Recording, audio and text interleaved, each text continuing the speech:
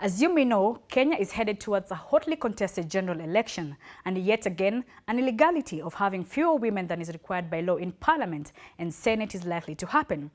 This is a big deal and a bit complicated. My name is Anokumu. Let's look at the numbers of how women have performed over the years. 11% of senatorial, parliamentary and gubernatorial candidates in the 2002 general election are women. 11% of them are vying for MP, 13% are vying for Senate, and 9% are vying for governor. Now, for a long time, Kenya's political scene has remained a man's playing field. Women are still in the minority. This compares poorly with the East African neighbors who have all attained and some even surpassed the magic 2/3 gender rule in their respective parliament. Rwanda leads at 61%, Burundi at 38%, Tanzania stands at 37%, Uganda 35%, while Kenya trails at 21%. But how did we get here? Let's begin in 1969, 6 years after Kenya got its independence. During this year, Grace Onyango became the first elected female member of parliament. It was a milestone that empowered women to vie for various competitive political posts, especially the big ones. But the number of women elected to parliament has only increased marginally with every election, from 0 in 1963 to 23 in 2017. In 2010, the new constitution was promulgated, and key stipulation was no more than 2/3 of an elected or appointed body can be of one gender. To set the ball rolling, the constitution created a competitive post for women only.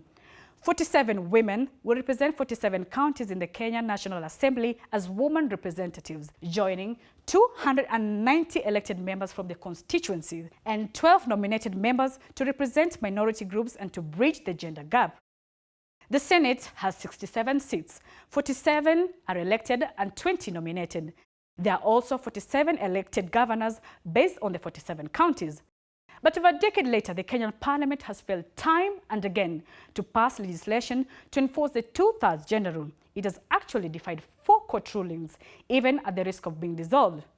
So how many seats are up for grabs in this election? There are 5 elective posts in the Kenya's electoral system that women and men compete for, and 1 that is reserved for women: the presidency, member of parliament, senator, governor, member of county assembly, and the woman representative.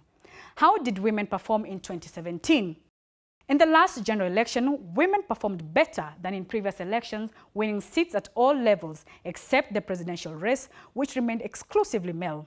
But still, the proportion of women candidates was low. But let's start with a bit of context. In the governor's race, 3 women made history.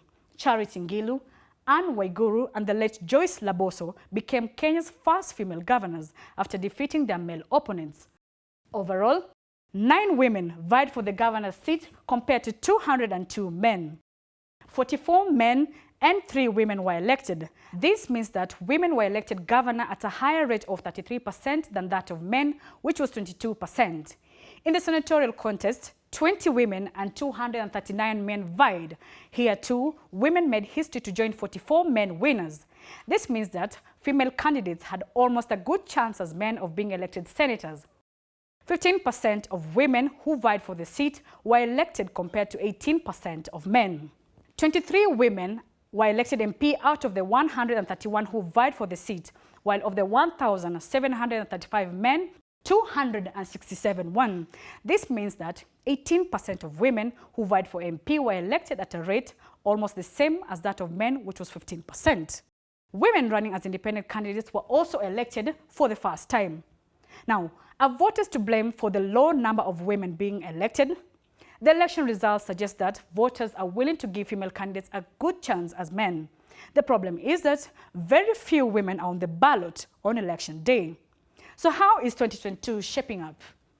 This year, Kenya might have its first female deputy president if one of the 3 presidential contenders with female running mates emerges victorious. 11% of the 2,739 senatorial, parliamentary and gubernatorial candidates are women, a slight improvement from about 7% in 2017. The light at the end of the tunnel is that the number of women candidates vying for Senate and governor seats has doubled from the last election. The last National Assembly and the Senate did not meet the 2/3 gender rule, as they only had 21% female MPs, and in the Senate there were only 31% women. The situation only changes after the polls on August 9th if there is political will to enforce the two-thirds gender rule.